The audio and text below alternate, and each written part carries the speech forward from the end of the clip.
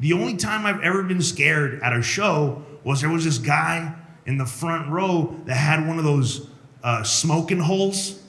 You know what I'm saying? You know what I'm saying? I'm serious, right?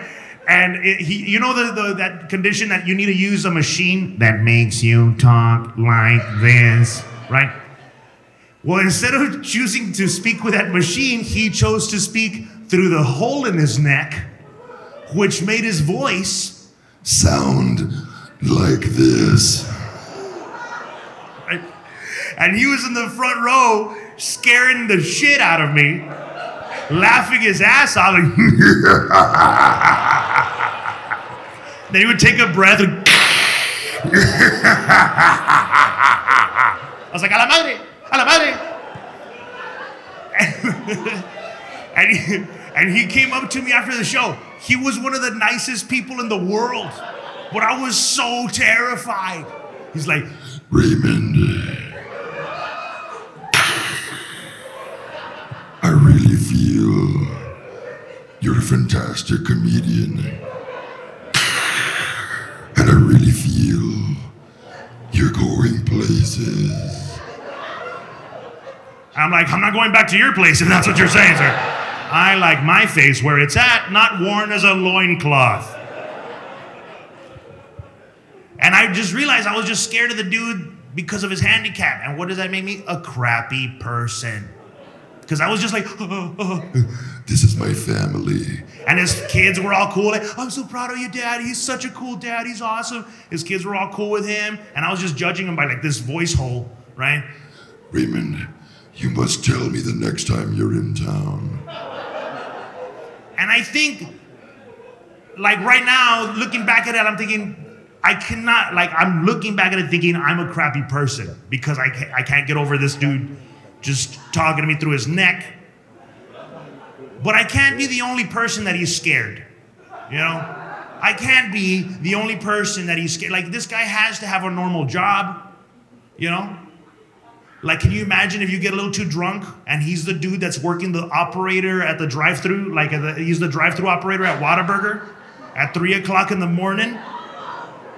In our culture, dude, 3 o'clock in the morning, es la hora del diablo, right? You pull up to 3 o'clock in the morning, Whataburger, and all of a sudden you're through the speaker, welcome to Whataburger. What was that? Can I get a number 2 with no Satan, please? No Lucifer on my lechuga? He was so nice, though. You know? Can you imagine if he was just a really good man? Like a really good man. Like, imagine if he was like a pastor at a church, like a really good pastor that didn't touch kids, like a really good one. Really good, wholesome man that just feared the Almighty with all his heart, just loved him.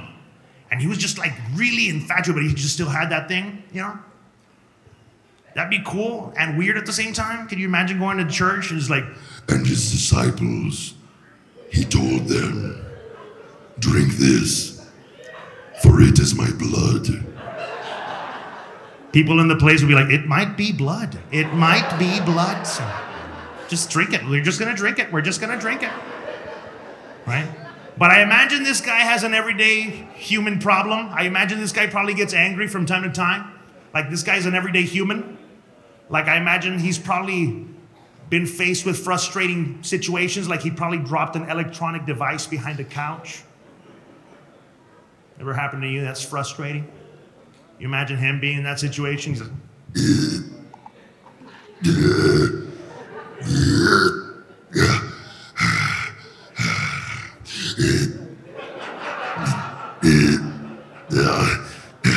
and finally, he just gives up and goes, I'll get you next time, Gadget.